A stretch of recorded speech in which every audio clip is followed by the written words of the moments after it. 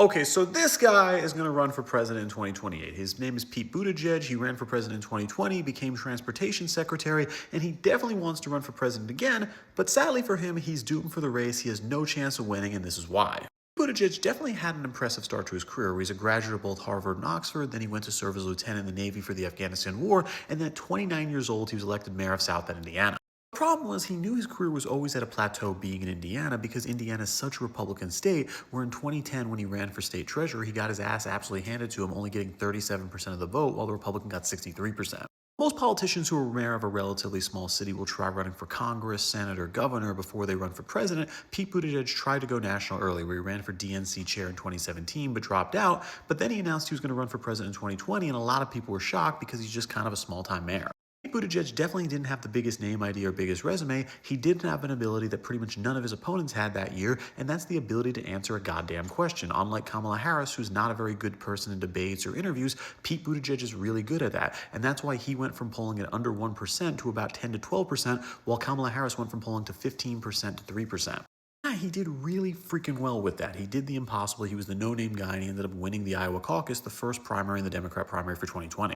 Yeah, he almost won the second primary as well, where he came about a point from beating Bernie Sanders for it. And just to put that in perspective, in New Hampshire, Bernie Sanders got 60% of the vote in 2016, so Pete Buttigieg really took a bite out of it. The problem was he campaigned about 90% of the time just in Iowa and New Hampshire and spent all of his campaign money on it, so he really didn't have a ground game to win the national election, so instead he endorsed Joe Biden, and because of that, Joe Biden named him to be transportation secretary after he won. Now cut to 5 years later, and it looks very likely Pete Buttigieg is going to run again in 2028 because the Democrats don't have a clear candidate yet, but I really think this guy's doomed, even though he is getting a little bit of hype around him. There's two big reasons for this, and the first one I'm just going to bring up is not being homophobic, but it is his sexuality, and I think that is a problem in the Democrat primary. The key to winning the Democrat nomination really comes down to the black and Hispanic vote, which is what led Hillary Clinton and Joe Biden to beating Bernie Sanders in 2016 and 2020, where Hillary Clinton got 77% of the black vote, and then Joe Biden got 65%, and they also both won the Hispanic vote massively.